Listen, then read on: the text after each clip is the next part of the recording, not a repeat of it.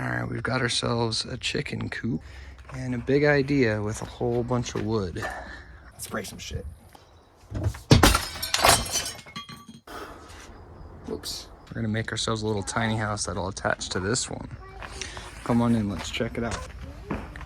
So you can see this is a full-on chicken coop, as evidenced by coop business. It's disgusting in here. Got where their eggs used to get laid, where they used to do their business. Their chicken business, laying eggs. We have a fun little toilet up here to let them in and out.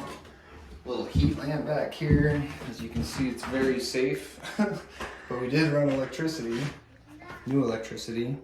The floor we're gonna pull out, the walls we're gonna pull out. We'll probably knock this wall out. See this?